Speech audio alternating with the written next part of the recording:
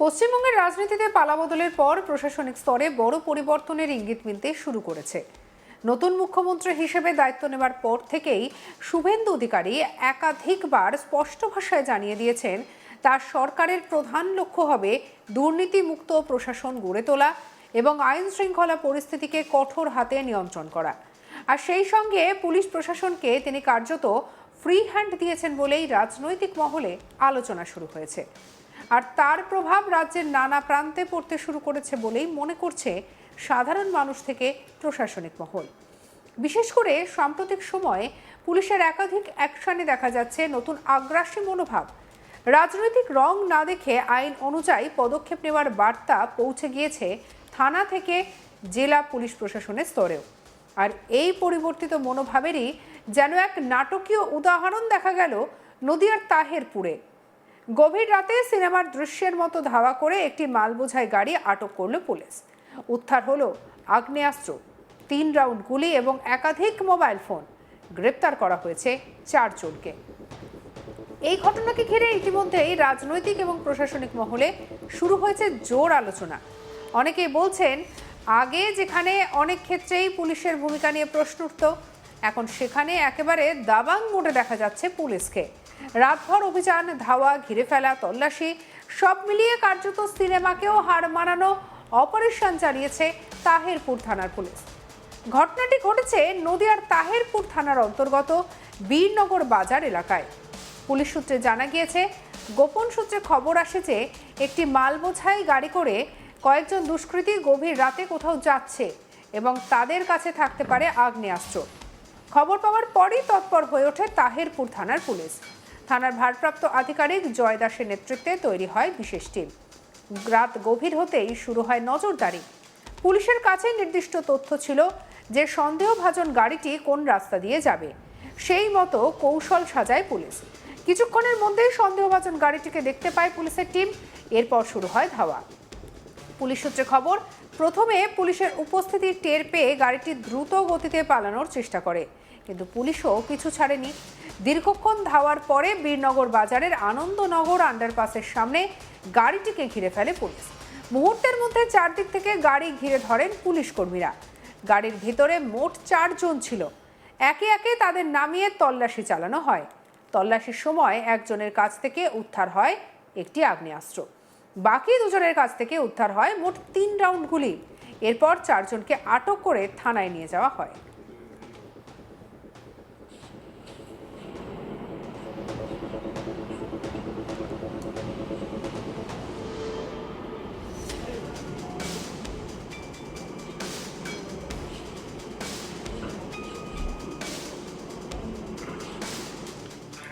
ধৃতের নাম নারায়ণ পারুই, রাজু পারুই, সৌম্যদীপ এবং সুজন বলে জানা গিয়েছে।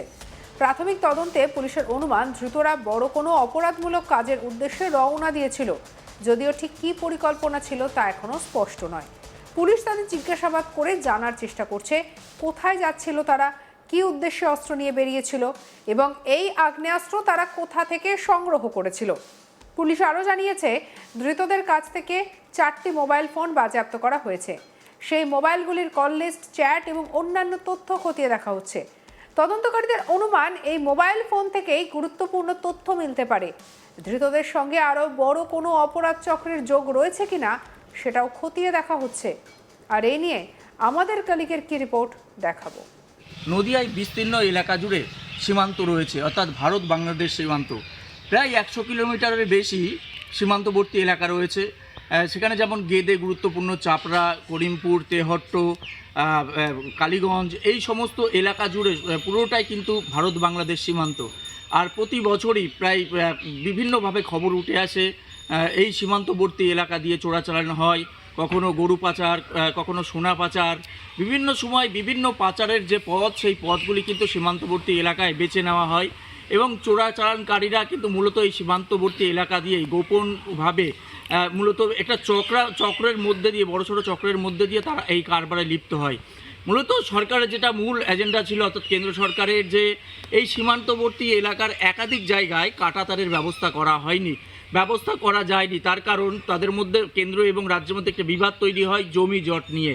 মূলত স্বরাষ্ট্র দপ্তর থেকে বলা হয় যে সেখানে যেহেতু রাজ্য সরকার জমি দিচ্ছে না, সেই কারণে কিন্তু সেখানে কাঁটা তারের ব্যবস্থা করা যাচ্ছে না। যদিও ভিন্ন মত পোষণ করে রাজ্য সরকার অর্থাৎ তৎকালীন তৃণমূল সরকার যে কেন্দ্র সরকার ইচ্ছা করে সেখানে কাঁটাতারের ব্যবস্থা করছে না, এই মুহূর্তে রাজ্য সরকার যথেষ্ট তাদের সাহায্যের হাত বাড়িয়ে দিচ্ছে, কিন্তু কেন্দ্র সরকারই পিছু পা দিচ্ছে। এই নিয়ে বিস্তর একটি রাজ্য সরকার এবং কেন্দ্র সরকারের মধ্যে বিতর্ক ছিল। যদিও রাজ্যে যখন নির্বাচন হলো, নির্বাচনের আগে বিজেপির তরফে প্রতিশ্রুতি দেওয়া হয়েছিল যে তারা যদি রাজ্যে ক্ষমতায় আসে তাহলে ৪৫ দিনের মধ্যে যে সমস্ত জায়গায় কাঁটাতার নেই সেই সমস্ত জায়গায় কাঁটাতারের সীমান্তবর্তী এলাকায় বেড়া লাগানো হবে। তার কারণ এই কাঁটা না থাকার ফলে কিন্তু যখন বিভিন্ন ফসল হয়, যখন যেমন বিশেষ করে পাট যখন হয়, সেই পাটের গাছের মধ্য দিয়ে কিন্তু অবৈধভাবে অবাধে চোরাচালানকারীরা বিভিন্ন রকমভাবে অনৈতিক ব্যবসা করে থাকেন। মূলত সেই কারণেই কিন্তু বিজেপির তরফ থেকে আশ্বাস দেওয়া হয় যে সমস্ত কাঁটাতার, যে সমস্ত এলাকায় কাঁটাতার নেই সীমান্তবর্তী এলাকায়, সেই সীমান্তবর্তী এলাকায় কাঁটাতার লাগানো হবে। অর্থাৎ নির্বাচনের ফলাফলে দেখা গেল যে এখানে বিজেপি সরকার ক্ষমতায় এলেন, তৃণমূল সরকারকে সরিয়ে প্রায় নিজেরাই সংখ্যাগরিষ্ঠ হয়ে রাজ্যে ক্ষমতায় এসেছেন। তাদের এখনও যে নেতাদের দাবি যে ৪৫ দিনের মধ্যে তারা জমি অধিগ্রহণ করবেন এবং কাঁটাতারের ব্যবস্থা করবেন। মূলত এই যে জায়গার ঘটনার কথা বলছি, তাহিরপুর থানার বিননগর এলাকা, এই এলাকার কিন্তু মানুষজন এখান থেকে কিন্তু সীমান্তবর্তী এলাকা দিয়ে বিভিন্ন সময় চোরাচালান কার্য ঘটায়। গভীর রাতে খবর ছিল তাহিরপুর থানার পুলিশের কাছে যে একটি পণ্য বোঝাই গাড়িতে করে তারা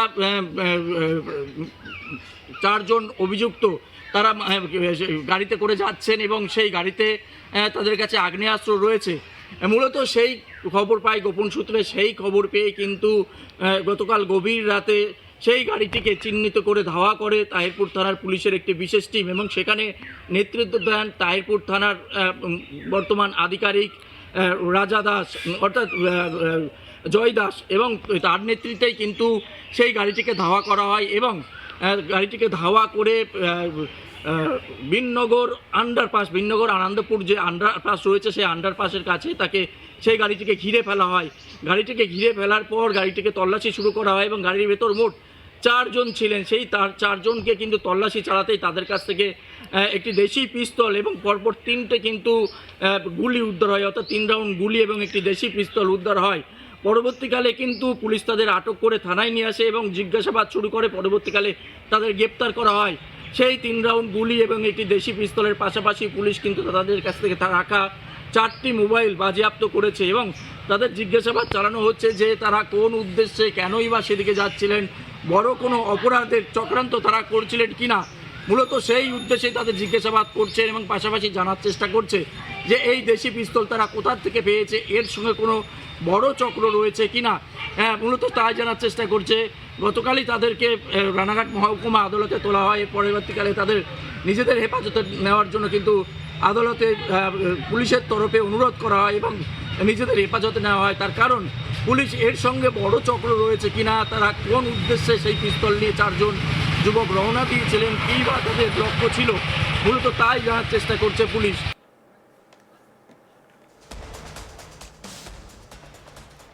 সঙ্গে রাখুন আজ তাক বাংলাকে। আপনার মতামত জানান কমেন্ট সেকশনে, সাবস্ক্রাইব করতে ভুলবেন না।